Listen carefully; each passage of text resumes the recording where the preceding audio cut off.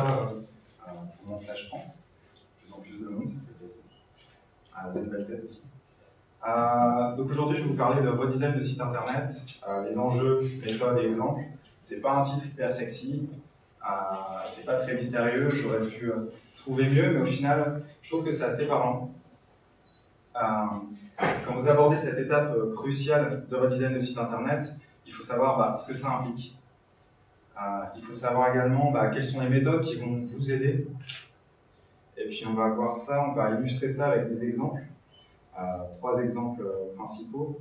Le premier, ça va être le redesign du site mobile ProMode, qui a été réalisé par les équipes du Creative Studio. Le deuxième exemple, ça va être une réalisation d'Altima, qui a redesigné le site, le header de Toupargel, qui est une entreprise de livraison de surgelés. Et le troisième exemple, vous allez voir comment Gucci répond à la problématique du redesign de son site international. Donc, du coup, vu qu'il y a des nouvelles têtes, je me présente très rapidement. Donc, moi, c'est Jérémy Bulto, je suis designer au sein du Creative Studio. C'est l'équipe de design de Capgemini Lille. Et en gros, on travaille sur tout ce qui est interface pour les sites mobiles, les sites tout court, les applications, digitalisation. Et je suis également intervenant en ergonomie au sein de la faculté catholique de Lille. Donc, quand on parle de refonte de site internet, tout de suite nous vient à l'idée, visuellement, le site va changer, mais seulement c'est pas juste un coup de pinceau. C'est pas juste on prend notre rouleau et puis on change le visuel. En fait, vous allez devoir trouver quelles sont les motivations plus profondes de la refonte de votre site. Donc, comme je le disais, donc c'est pas uniquement changer le look and feel. Ça va être peut-être vendre autrement. Vous êtes un site e-commerce. Peut-être que demain, vous avez envie d'attirer plus de consommateurs dans votre magasin. Ou à l'inverse, peut-être que vous êtes une boutique, vous avez un site catalogue, et demain, vous souhaitez vendre en ligne. Ça peut être également l'augmentation du fonctionnel. Par exemple, si vous souhaitez intégrer un blog, si vous souhaitez intégrer une aide au choix. Optimiser les processus internes. Si vous avez 50 commandes et que votre moteur n'est pas forcément adapté, si vous avez changé de moteur, peut-être que ça va impacter votre site internet en front. Une refonte de design, ça permet également d'assurer la progression de l'activité. On se doute bien que les problématiques à l'international vont vous poser des contraintes qui vont faire que vous allez refondre votre site. Ou si vous avez également, par exemple, aujourd'hui 50 produits sur votre site internet, demain vous souhaitez en vendre 1000, évidemment, il n'y a pas les mêmes limites. Ça va être également ce qu'il y a des contraintes externes, telles que des partenaires, par exemple FitEasy pour la redoute, ou l'intégration avec les réseaux sociaux, Facebook Connect ou autres. Et également une intégration système d'information. Si demain vous intégrez un programme de fidélité, ça va avoir des impacts. Du coup, ça c'était pour les causes. Maintenant, qu'est-ce que ça implique? Ça implique 4 grandes choses. La première, c'est qu'il va falloir définir des objectifs. Des objectifs SMART, c'est-à-dire spécifiques, mesurables, atteignables, réalistes et temporellement identifiés. Donc c'est par exemple, d'ici fin 2016, je souhaite que mon site e-commerce fasse plus 10% de conversion.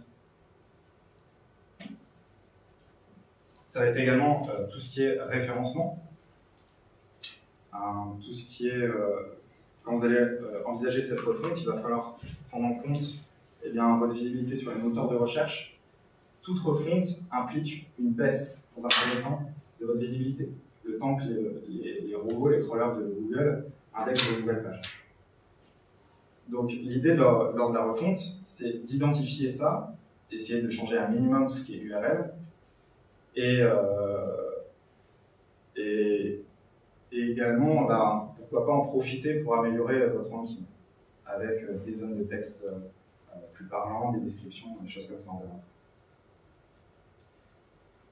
Un autre enjeu primordial, ça va être l'ergonomie, l'utilisabilité. L'utilisabilité, c'est la capacité à votre objet, donc votre site, être facilement utilisé par un utilisateur donné. L'idée de l'ergonomie, du coup, c'est de faire que votre consommateur, votre client, atteigne facilement ses objectifs. Donc, ces trois premiers enjeux sont identifiables, sont mesurables. C'est tout simplement vos taux de conversion, vos taux de rebond, vos nombres de visiteurs uniques. Et le dernier enjeu, auquel on pense un petit peu moins, ça va être votre positionnement, votre image. Si demain, vous souhaitez rajeunir votre cible de consommateurs, ça va évidemment passer par le redesign de votre site. Vous souhaitez toucher une autre catégorie de population, ça va passer par là. Le problème de l'image, c'est qu'elle est difficilement mesurable et qu'elle prend du temps, c'est du long terme. C'est la perception que vos clients vont avoir de votre marque. Donc voilà, donc ça c'était pour la partie très théorique. Du coup, comment ça se concrétise? Il y a des méthodes qui existent. La première, c'est que vous allez commencer par faire un audit complet de votre site, savoir qu'est-ce qui marche pas, force, faiblesse. L'audit complet va être réalisé par un expert. Donc ça va être soit un expert en ergonomie, soit un expert SEO. Et l'idée, en fait, c'est de tout simplement analyser les 4 points suivants. L'utilisabilité et l'ergonomie, on en parlait tout à l'heure. Donc, est-ce que votre site est ergonomique? Où est-ce que vos taux de rebond se situent? Si votre tunnel de commande, par exemple, affiche un taux de rebond important dès la première étape, il faut l'identifier. Ça va être aussi par le design. Donc, le design, c'est tout simplement en rapport avec l'ergonomie, mais ça va être plus sur le visuel. Est-ce que mes textes sont lisibles? Est-ce que la densité d'information n'est pas trop importante? Ça va être des choses comme ça. Le référencement, donc là je le disais par l'expert SEO. Est-ce que mes backlinks sont bons? Est-ce que j'ai des descriptions sur mes images? Est-ce que... des choses comme ça. Et en dernier recours, donc ça va être le contenu, l'analyse de contenu. Évidemment, quand vous refondez votre site, il y a des contenus qui sont plus pertinents, des contenus qui sont découpés en pages, est-ce qu'on ne pourrait pas les regrouper sur une seule et même page? Ou à l'inverse, est-ce qu'on n'a pas des contenus trop denses qu'on pourrait découper? Et c'est aussi le moment où on se dit, tiens, notre contenu, on a des personas qui attendent un contenu qu'on n'a pas encore sur notre site. Donc c'est à ce moment-là qu'on peut pousser à avoir des nouveaux contenus. Par exemple, un blog. Si on veut un expert, si on veut des avis des experts en mode, peut-être un blog mode, ça peut être une bonne idée. Une des autres étapes, dont j'en parle rapidement, je pense que tout le monde sait ce que c'est tout ce qui est conception. Donc en fait, vous allez faire appel soit à un UX designer, un graphiste ou à un directeur artistique qui va vous aider en fait à l'intersection entre votre marque et votre utilisateur. Donc ici c'est Creative Studio, qui en fait va définir avec vous le parcours client, l'interface et l'expérience utilisateur que vous allez avoir. Bon, je pense que tout le monde connaît l'A/B testing. L'A/B testing permet de mettre en parallèle deux pages, faisant varier un seul élément de la page, et définir statistiquement laquelle a la meilleure performance. Donc par exemple ici, on a une page A référence avec le bouton télécharger Firefox, la page B télécharger maintenant. Juste on change le wording, on voit ce qui marche, et on progresse étape par étape. Ça vous connaissez tous. Oui. L'inconvénient de la méthode A/B testing, c'est que vous pouvez tester qu'une seule proposition à la fois. En tout cas, une variation sur un seul élément à la fois. Si vous voulez aller plus loin, il existe une autre méthode, ça je pense que vous connaissez peut-être un peu moins, qui s'appelle le MVT testing. Vous allez tester en fait différentes variations. Donc, par exemple ici, on a le changement de wording, mais on a aussi le changement de couleur. Ça, c'est statistiquement, c'est votre outil qui le fait, un outil comme Cameloon par exemple, et vous définissez en fait laquelle a la meilleure performance pour le taux de clic. Du coup, si on l'applique un petit peu sur un vrai sujet, pour que vous vous rendiez mieux compte, on avait en 2008 Barack Obama, pour sa campagne au présidentiel, son équipe s'est dit on va avoir énormément de visiteurs sur le site de Barack Obama. C'est autant d'opportunités pour tester ce qui marche et ce qui ne marche pas. Donc on avait ici tout simplement une landing page avec un visuel, un média et un bouton. Et ils ont décidé en fait de faire varier les deux. Donc de faire varier le média, il y aura 3 images et 3 vidéos, donc 6 médias. Également de tester 4 boutons. Donc à la place de Sign Up, il va y avoir Join Us Now, Sign Up Now ou Learn More. Bon, à votre avis, juste pour le jeu, lequel des boutons a mieux marché? Sign Up. Join us. Sign up now. La version gagnante est celle-ci en fait. Donc ils se sont rendus compte de plusieurs choses. Déjà, les vidéos, c'est celles qui ont fait le plus de flop. Enfin, en tout cas, le plus petit taux de conversion que les images. Et ils se sont rendus compte que cette image associée à ce bouton Learn More faisait 11,6% de taux de conversion, soit 40% de plus que la version originale. Ça veut dire quoi? Au final, appliqué sur un grand nombre, ça a permis de récolter 2 880 000 adresses email en plus, ayant quelque chose comme 20 $ de taux de donation en moyenne, 28 $, je crois. Ça fait à peu près 60 millions de dollars en plus. Voilà, juste en utilisant un test multivarié. Enfin, la dernière méthode, c'est de vous adapter à votre client pour définir ensemble votre stratégie de migration. Alors, il en existe plusieurs, plus que 3, mais les 3 principales, c'est ça. Le one step, c'est du jour au lendemain, vous allez mettre en ligne la nouvelle version du site. L'avantage, c'est que c'est très simple, c'est la plus simple. L'inconvénient, c'est que si ça ne marche pas, c'est très difficile de revenir en arrière. La deuxième méthode, c'est le site pilote. C'est ce qu'utilise par exemple Facebook. En fait, une partie de vos utilisateurs vont avoir une interface différente. L'avantage, c'est qu'au final, votre site continue à vivre en parallèle. L'inconvénient, est-ce qu'il y a des inconvénients? Oui, l'inconvénient, c'est que vous devez gérer 2 sites en même temps. Enfin, une des dernières stratégies de migration, ça va être par évolution successive. Vous allez changer petit à petit certains éléments de votre interface. L'avantage, c'est que c'est absolument pas risqué, parce que vous faites des tests AB ou des tests MVT.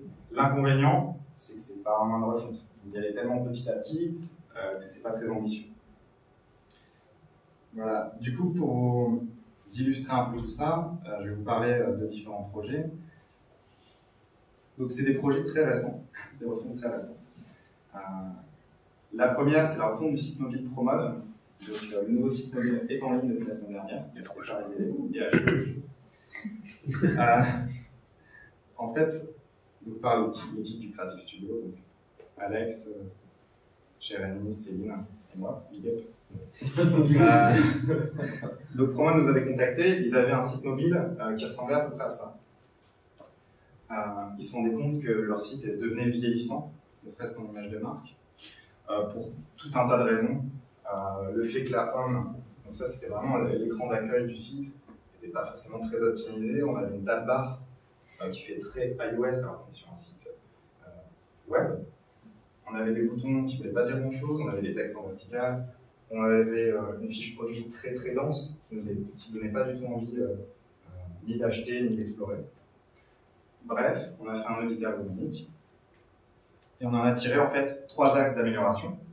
La première, c'est votre site web n'est pas si mal que ça. Donc est-ce qu'on ne pourrait pas s'en inspirer, reprendre la charte graphique pour au final avoir une expérience similaire sur mobile. La deuxième, vous voyez, c'est bien en rond. L'idée, c'est vraiment d'être immersif. ProMode a des beaux visuels, des choses comme ça. Est-ce qu'on ne pourrait pas avoir une expérience aussi très immersive sur mobile? Enfin, et je pense que c'est ça qui pêchait le plus aussi, c'est actuellement, il n'y avait pas une ergonomie mobile. C'était pas pensé mobile, c'était pensé petit bout par petit bout, on prend les éléments du site, mais au final, l'expérience n'était pas cohérente. Donc, troisième point, concevoir une ergonomie adaptée au mobile. Du coup, ça donne ça. Donc, on peut voir que l'expérience utilisateur est unifiée. Il y a un vrai lien charte graphique visuel avec le site internet. Et on voit aussi que l'interface est beaucoup plus adaptée au mobile. Par exemple, on a les pictos en haut à droite qui sont très mobiles. On a des boutons qui sont vraiment sous le pouce, qui poussent à l'action. Donc voilà. Deuxième exemple, je vous en parlais tout à l'heure, c'est le redesign du site du header tout par gel par Altima en janvier. Alors, tout par gel, avant janvier, c'était ça. Donc c'était un header qui avait le mérite d'exister, mais qui avait beaucoup de soucis. Le premier, c'était qu'il n'y a aucune information qui se dégage. Tout est à peu près sur le même plan. On utilise des tons assez pastels, donc pas très forts visuellement. Il y a certains textes qui étaient plus gros que d'autres, mais pour aucune raison. Et puis on avait énormément de liens qui menaient, qui n'étaient pas forcément stratégiques en fait. Par exemple, colis anniversaire, newsletter, comme ça dans l'header, c'est peut-être pas l'endroit. Au final, si on plisse un peu les yeux, je vais le faire pour vous, ça ressemble à ça. C'est-à-dire qu'il n'y a rien qui se dégage, on ne sait pas trop où cliquer, il y a un manque de lisibilité. Donc, suite à cette analyse, Altima a sorti donc 4 axes d'amélioration. Le premier, c'était de clarifier et simplifier l'expérience. Le deuxième, c'était d'avoir un menu qui devait être beaucoup plus interactif, qui devait beaucoup plus attirer le clic. Supprimer tout ce qui n'a rien à voir dans l'header, comme la newsletter, le colis anniversaire. Et également, j'en ai pas parlé, mais correspondre aux attentes des utilisateurs. C'est-à-dire que sur l'ancien header, on avait le panier qui était là, pas de souci, en haut à droite, comme c'est sa place. On avait également un footer tout en bas du site, flottant, avec le panier en bas à droite aussi. Donc on avait 2 paniers, à une place qui n'avait absolument rien à voir. Du coup, Altima s'est dit, on va tester, on va faire 8 versions différentes, test MDT, vous savez ce que c'est un test MDT, durant 6 semaines, et ils ont constaté donc 5% de plus, 5 points de taux de conversion de plus pour la version gagnante. Donc c'est pas négligeable. Au final, ça ressemble à ça. Donc évidemment, c'est un menu qui attire beaucoup plus le clic, beaucoup plus impactant. Ils ont simplifié. Il y a quasiment les mêmes liens, sauf qu'ils ont mis en footer, mais ça a l'air plus sympa, ça a l'air plus clair. Et ils ont mis aussi, par exemple, la recherche plus en fondu. Alors, tout ça, c'est bien, mais moi, je me suis dit, bon, ça, c'est ce qu'il y a sur le site Altima, sur leur blog. Je me suis dit, est-ce qu'ils ont été au bout des choses? Pas forcément, en fait. Quand vous utilisez le site tout par gel actuellement, déjà, à partir du moment où vous naviguez dans le contenu, dans le menu, tout le reste de la page s'obscurcit. Je ne sais pas pourquoi. C'est-à-dire que vous êtes sur un site avec des fonds blancs, des choses comme ça, et tout d'un coup, vous avez un voile noir complètement dégueulasse qui vient cacher tous les visuels. Autre chose aussi que j'ai remarqué, c'est qu'ils ont peut-être viré le panier de cette barre flottante, mais ils ont quand même laissé la barre flottante. Donc, actuellement, vous avez toute une bande comme ça, qui vient cacher du visuel, où il y a juste un numéro de téléphone. Donc ils auraient pu aller plus loin. Enfin, le redesign du site Gucci. Donc là, pareil, c'est un exemple assez récent, d'il y a un mois. Le site Gucci, actuellement, si vous y allez, il ressemble à ça, le site France. Vous avez énormément d'espace, une navigation par drop-down hyper condensée, des textes très très très petits. Alors ça, j'ai absolument pas compris, vous avez des visuels coupés. Par exemple, ici, on vend un sac et des chaussures, mais on va montrer que les pieds. Il n'y a pas d'ambiance. Le reste de l'ambiance, c'est caché. Et je pense que le plus gros problème aussi, ok, c'est un site de luxe, ok, on est sur du fond blanc, des typos noirs, mais c'est absolument pas dans la charte Gucci. Donc, tout le monde achète du Gucci ici, bien sûr. Gucci est sur des tonalités assez sombres. On ne l'en voit pas très bien, mais c'est du cuir, c'est des dorures, c'est du noir. Donc clairement, on n'est pas dans la charte graphique, on n'est pas dans l'expérience qu'on pourra avoir en magasin. Alors je me suis dit, tiens, à quoi ressemble le site mobile Gucci actuellement? Il ressemble à ça. Et on peut constater qu'il est quand même mieux foutu. C'est-à-dire que là où tout à l'heure on avait vraiment le zoom sur les pieds, qui servait à rien, là voilà, on a une ambiance. On voit très bien les visuels quand même, mais on a une ambiance. La navigation qui... je n'en ai pas parlé, mais... Ne faites plus ça, ne faites plus des carousels automatiques qui scrollent automatiquement. Non, Ne faites plus ça.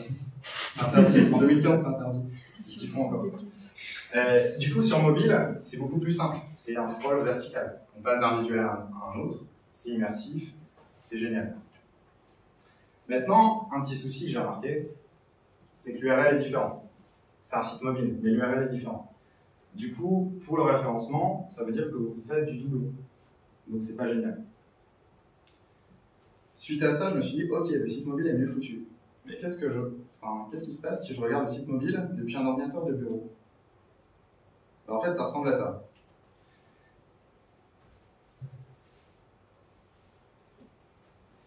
Pourquoi? Le site mobile sur bureau ressemble à ça. C'est-à-dire que vous avez une version différente que le site normal. Vous avez deux sites bureau qui existent conjointement. Donc 3 sites en tout, si vous comprenez bien. Et qui du coup a une navigation différente, toujours en scroll horizontal par contre, ils ont décidé de le garder, mais vous voyez que c'est absolument pas les mêmes codes graphiques que le site qu'on avait vu au début. Donc voilà. Bon, ils se sont bien rendus compte de la chose, de tous les points qu'on a cités précédemment. Voici le nouveau site Gucci, qui est pour l'instant en test aux US et au Canada. On remarque que déjà, entre le site bureau et les sites mobiles, on a une cohérence visuelle, on a les mêmes langages, mêmes pictos, même expérience. D'accord? On coupe les visuels, mais ça va, on a quand même l'ambiance. Également, on est beaucoup plus dans la charte Gucci. On est sur des tonalités sombres, on est sur du doré. Voilà. Et n'hésitez pas à y aller, il est vraiment bien foutu, il est en responsive. Une seule adresse. Qu'est-ce qu'il faut faire en même place? Une seule adresse. Et beaucoup plus moderne. Donc voilà.